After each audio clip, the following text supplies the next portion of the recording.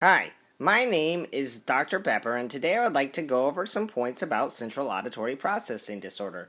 But before I get started, I would like to give credit where credit is due, and that is to Helmer Michael Bust. He was a psychologist at Northwestern University in 1954 who studied audiograms. And what he found led to the discovery of central auditory processing disorder.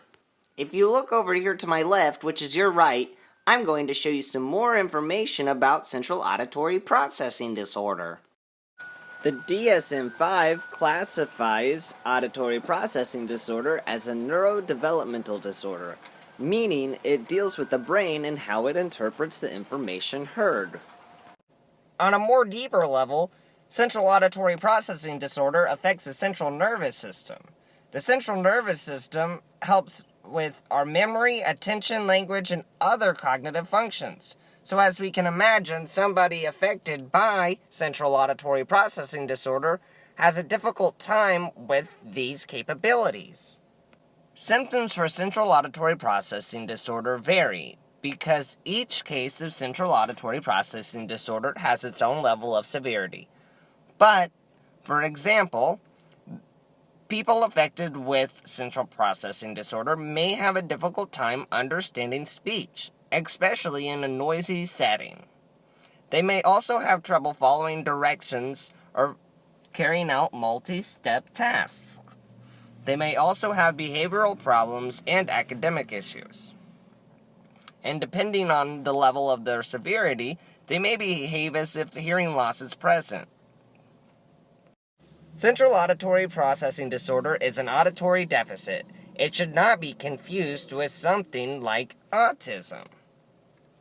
Many people affected with central auditory processing disorder have a normal language level and intelligence. Alright, so to diagnose somebody with central auditory processing disorder, a team of multidisciplinary members must assess the individual and distribute a variety of tests. And a multidisciplinary team involves people like a psychologist, a speech therapist, and an audiologist. It should be noted that there is not one a series of tests treatment for which help determine the severity and complexity. However, there are three main focuses that can help aid in this disorder. And that is changing the learning or communication environment, recruiting higher order of skills, and remediation for the disorder. Compensatory and environmental strategies can use devices to improve delivery of information to a person affected with central auditory processing disorder.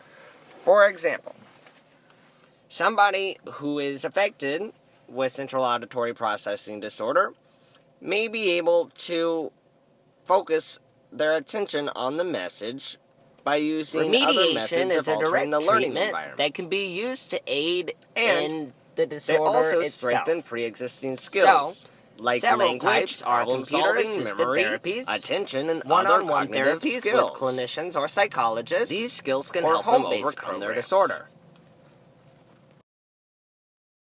Alright, well, I hope you guys learned a little bit more about central auditory processing disorder.